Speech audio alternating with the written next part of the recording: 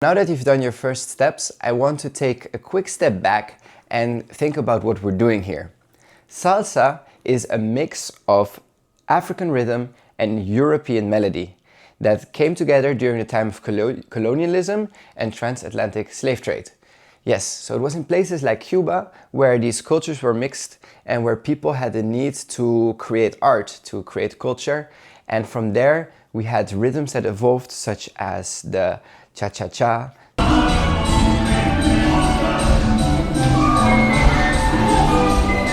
the bolero, he venido a decirte. And before that, the son.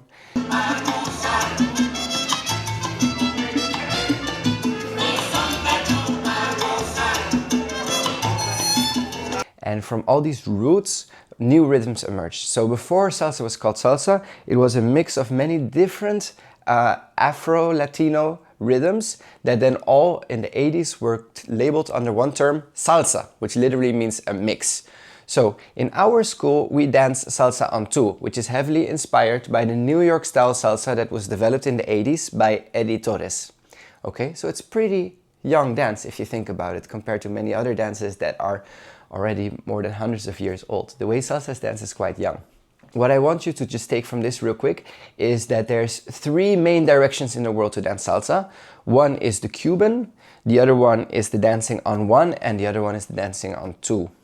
Okay, so for the Cuban, the basic is more of a rotational movement, and also when people dance in partners, there's more rotation in the room. Whereas for the salsa on one and on two, we also call it sometimes linear. And in this style of salsa, we stay more in one direction. Okay, and the breaking on one or two simply refers to what foot you break forward on. Yes, we break forward always with the left foot.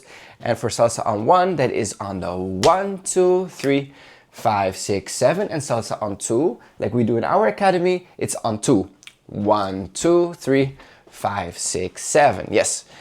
For more experienced dancers, it's quite effortless to go from one rhythm to the other, but it always takes some getting used to.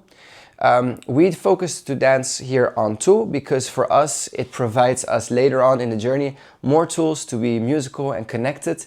And it's the preferred style of many international studios and also many of the international events that we go to and teach at.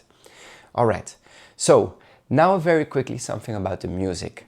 Why actually do we step on 1, 2, 3, 5, 6, 7? There's not a very clear reason why we wouldn't step on the 4 and the 8, but what's important to understand is that the music is built of a few components. We have the downbeats that are on the 1, 3, 5, 7, and we have the upbeats that are on the 2, 4, 6, 8. So it's always 1, 2, 3, 4, 5, 6, 7, 8. Yes. And each instrument in salsa focuses on a different parts of this layer. So for example, for the downbeats, it's quite easy to hear because we have instruments such as the cowbell. Yes, literally the bell that's around the neck of the cow.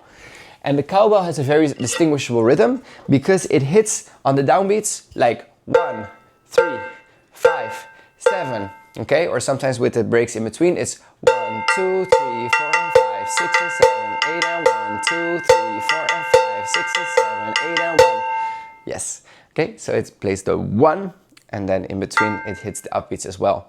The cowbell is easy to hear in the songs and it hits always in the chorus. The congas, the congas are the larger drums that are like this high. They mark the upbeats. They go 1, 2, 4 and 6, 8 and lastly, the other very important instrument we have are the clave.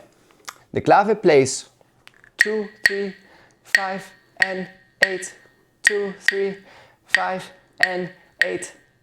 Okay. For now, try to remember just these three instruments. The cowbell, the conga and the clave.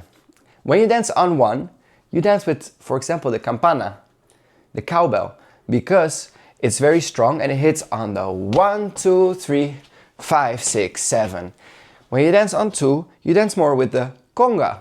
You dance 1, 2, 3, 4 and 5, 6, 7, 8 and 1, 2, 3.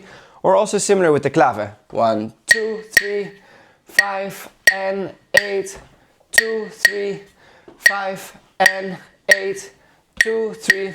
Okay, so that's just some very quick background. Don't worry if that's a lot of information.